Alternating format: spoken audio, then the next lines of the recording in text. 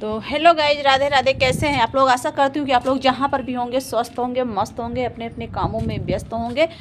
तो गाइज, आज मैं बात करने वाली हूँ,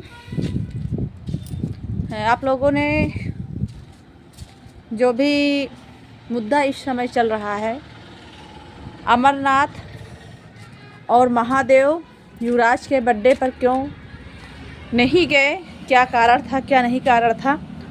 तो गाइज, मैं आपसे, आप लोग भी वीडियो को पूरा देखिएगा, स्किप मत करिएगा। स्किप करेंगे तो आप लोगों को समझ में नहीं आएगा। तो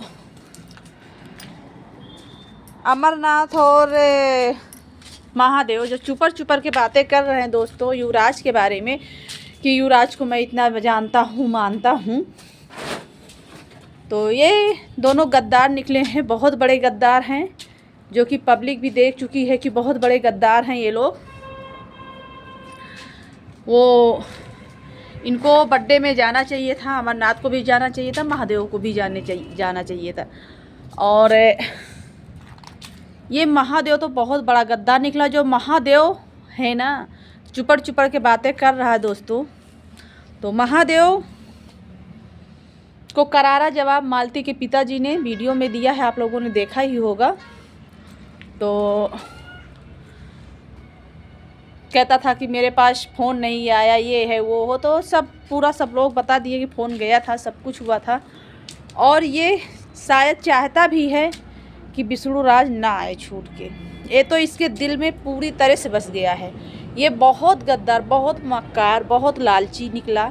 आज ये समझ लीजिए, मालती की जो बनी बनाई संपत्ति है उस पर ऐश कर रहा है, उसकी गाड़ी बंगला लिए है।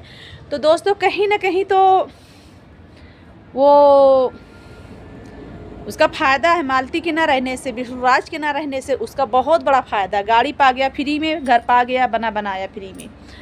तो वो तो इसीलिए वो गद्दारी विष्णुराज के साथ भी कर रहा है और एक छोटे से बच्चे के साथ कर रहा है। इसको ऐसा नहीं करना चाहिए।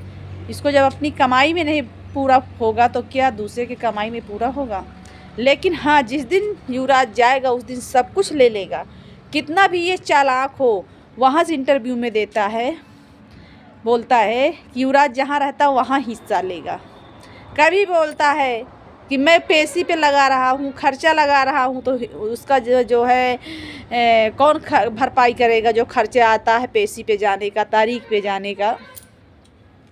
तो इस तरह के अनर्गल इंटरव्यू देता रहता है दोस्तों, क्योंकि इसके अंदर छल है, बेईमानी है और बहुत बड़ा गद्दार है। और जो कल मुंह तोड़ जवाब मालती के पिताजी ने दिया कि तारीख पे विष्णु राज से बात हुई थी कि हम विचार विमर्श करेंगे नात रिश्तेदारी में बैठकर।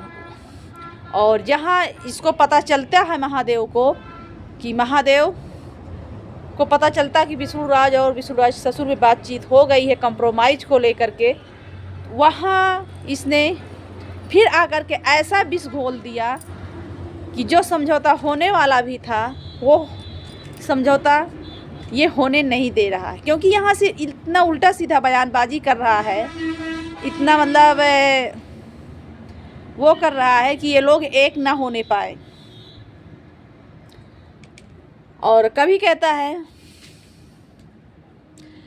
कि झूठ बोलता है कि मालती का पिता छुड़ाना नहीं चाहता। जब मालती के पिता से बात हो गई तो ये अब क्यों दखलंदाजी उसमें कर रहा है? इसको नहीं करना चाहिए था।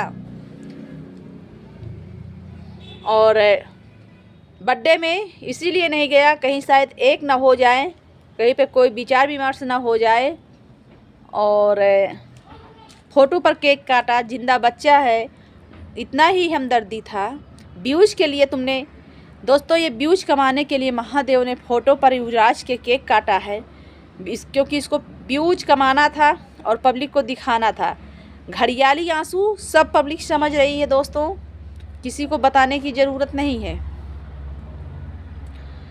अगर इतनी ही चाहत होती इसको तो युवराज को 1 घंटे के लिए लेकर के आ जाता और केक काट के युवराज को फिर भेज देता। लेकिन इसने ऐसा नहीं किया है, ऐसा नहीं किया। कोई इतनी दूर युवराज नहीं था कि उसको ये लेकर के नहीं आ सकते थे। लेकिन कहीं ना इसको तो सब आप शगुन करना है ना, हर चीज़ का। और शायद आज मालती भी रहती, हमको तो यही लग रहा है कहीं ना कहीं ये भी शायद उसमें शामिल ही रहा हो, शायद।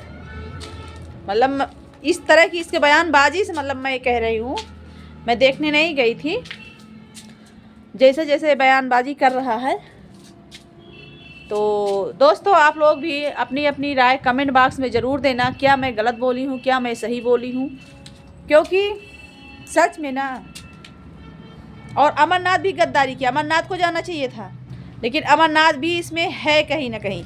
जब उसको फंसने का चांस था तब तो वो वहाँ पे गया था कि हम बच जाए, मेरा नाम न डाला जाए, इसलिए वो युवराज के नाना के घर गया था। नाना के उसमें जब अब जान लिया कि अब हम बच गए हैं तो अब गद्दारी कर रहा है।